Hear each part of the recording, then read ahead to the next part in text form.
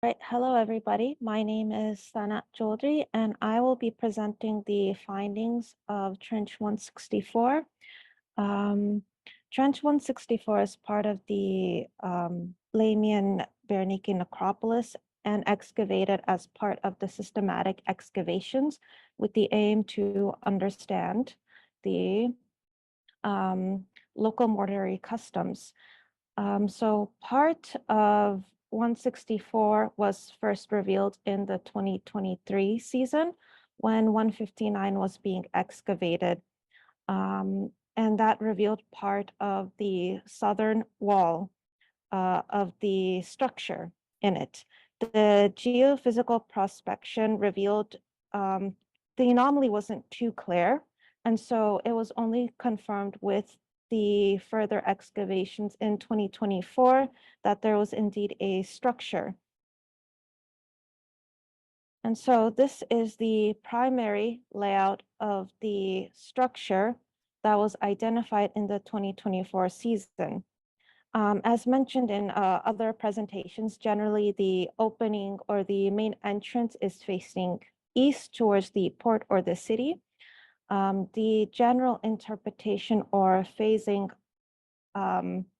is similar to the other tombs, that there's a primary phase, including the construction and primary deposition of the first set of remains, a secondary phase of reuse after a interim period, or I think the term was put out, a hiatus period in some of the discussion. And then a period of no use / robbery, and then further abandonment of the site. The general stratigraphy of from the bottom to the top is general late Roman horizons from the 4th to the 7th century, with the primary phase being the 4th to the 5th. And to give you a sense of idea of the location, here is at the end of 2023, part of the primary structure that was targeted in 2024 was revealed. And you can see some of the robbery activity. The corner from 159 is would have been where the corner of 164 starts. The primary phase includes the first stage of the construction of the funerary structure. You can see the layout of the coral very well, and also part of the excavated area in front of the eastern facade to understand the use on immediately in front of the entrance. Here you can see inside the mortuary structure, which is on the right side, which is excavated to the extent of the original use in the primary phase. We confirmed this with the view of the foundation and the bottom of the walking level, which is visible through the circular robbery cut on the southeastern part of the structure, close to the entrance of the structure. And here is a close up of it. And so the primary, the structure mainly, the features include a niche, a constructed coral chest with 2 niches, indicating each shaft structure below.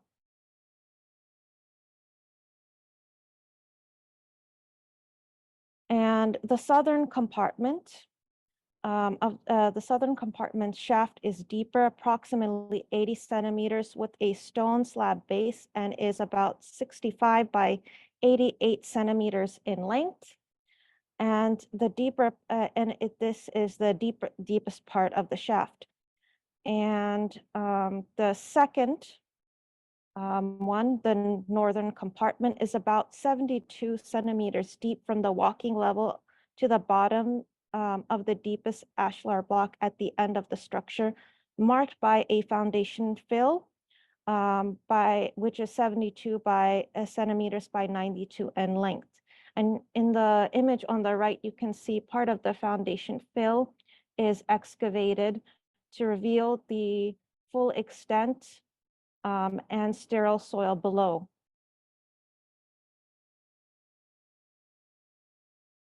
Now, due to contamination and the robbery, it is unsure what exactly the niches indicate, as we don't have any evidence in situ to indicate if the triangular niche signifies any correlation to age or status regarding the burials. And here are some further details of the construction. Here you can see inside the construction of the coral and rubble with a clay mortar finishing. For the larger slabs, you can see the chisel worked marking. Generally, the main construction of the structure is coral heads with a multi-leaf rubble masonry pattern arranged with clay mortar. And the outer structure has anhydrite slabs to enforce the outer corners. The primary walking level is a hardened dirt floor, which in the photo on the top right, you can see the entrance, which has some polished coral on top of it. And to give you a further idea of the craftsmanship, here is a picture of a worked coral architectural piece, possibly from the entrance.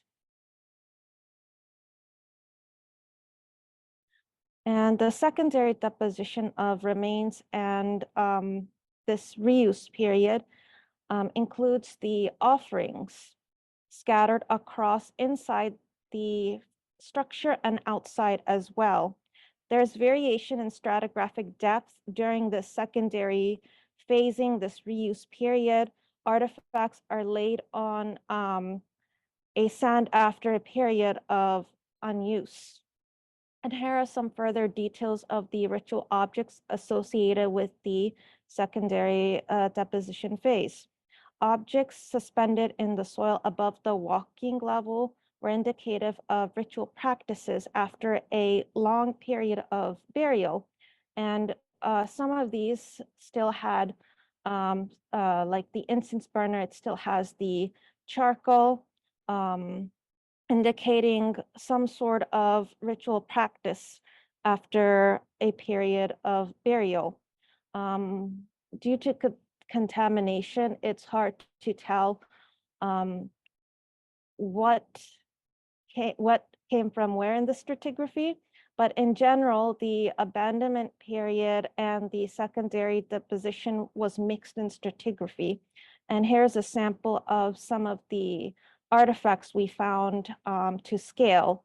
So we have beads, glass, charcoal, different variations of metal, and possibly, and on the right, you can see a fragment of a sherd with dipinto on it. We do not have a solid in situ uncontaminated sample of artifacts from the primary deposition. The general, there's significant evidence of human-related disturbance, and at times it's difficult to distinguish from the natural deposition. However, clear evidence of cut and looting activity affects the trenches and in general, the site's integrity. However, in general, interpretation is also affected by the poor state of preservation of artifacts. In general, pottery, wood, and bones were often found in a deteriorated state, often flaking or turning into a powdered state upon oxidization or the exposure of air.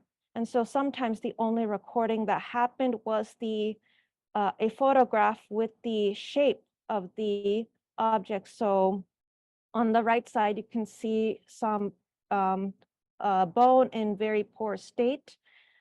These often don't make it back to the lab because they turn into powder. And likewise, a lot of the pottery becomes flaked.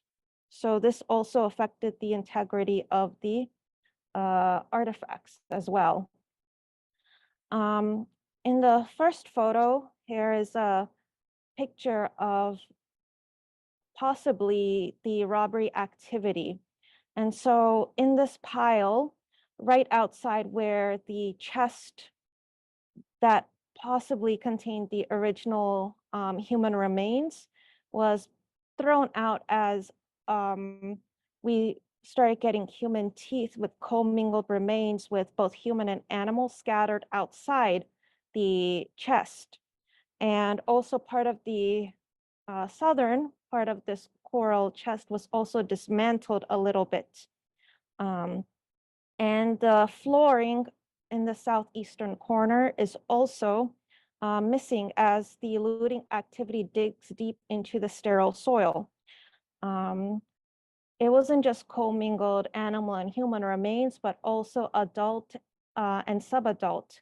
And here's an example of the deciduous molar next to an adult molar, but also here I'm holding a molar of someone based over 35 based on the wear of the teeth. So we have three distinct type of burials or mortuary contexts that in this trench. We have the shaft tombs where the original burials probably took place, ceramic vessel burials, and a natural burial, and I'll explain that in a little bit. In the shaft, the remains were placed in a wooden chest or a custom coffin at the bottom of the shaft with the remains. And if you look closely at the images, you can see the trace of a triangular brown line running along. And so that's the only trace we have of, or evidence we have of any wooden chest or a coffin at the bottom. And this is close to the end of the shaft tomb. So on the right side, how we know the human remains come from inside, we have this disarticulated mandible from the superior view right up against the brown line, which is the wood. And so even down at this level, the state of preservation of the bones were terrible. So upon extracting it, it almost immediately deteriorated.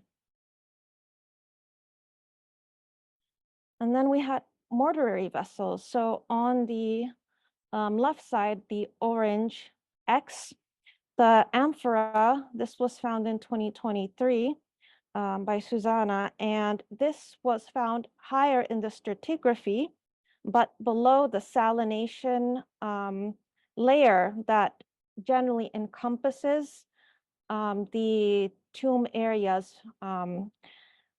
which includes salination, a little bit of the coral heads mixed with the salination. So this was on top of it.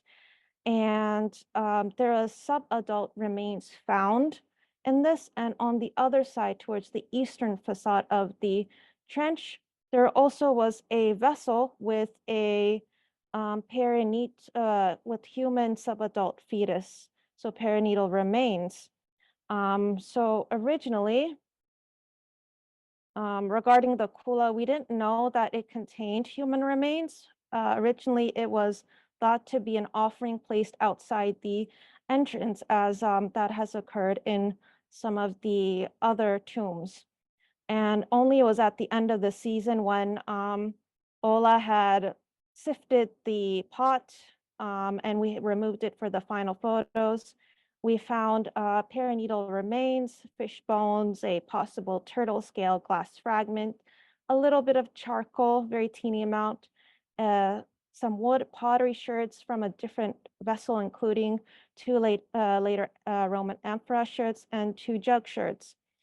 And based on the long bone measurements, we We can deduce the fetus was about 15 to 18 weeks using the perinatal references from Vesicus 1978.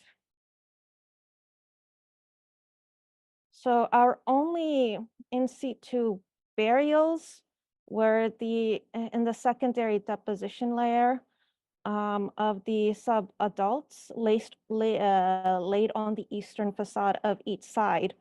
So this infant was found at the eastern facade in a flex position. And just to give you a sense of space, the kula where it says F2950, locus 19, that is where the fetus was, and the 36 approximately, at least based on the long bone measurements, was on the more northern side of the entrance.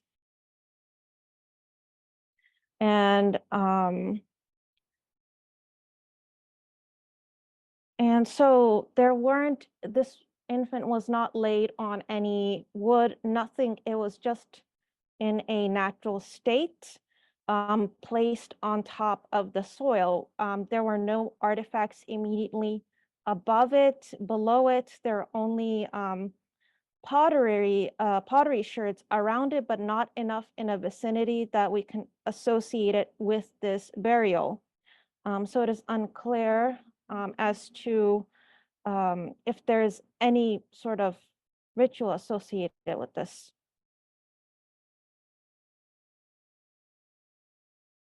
And finally, to summarize, overall, the excavations of the tomb confirms the following elements of the Blemmyan culture related to mortuary customs. The elements include ritual objects, a presence of incense burner, / evidence of fire, animal bones for possible funerary meals, unique objects that indicate unique form of funerary customs / precious material used after the period of death.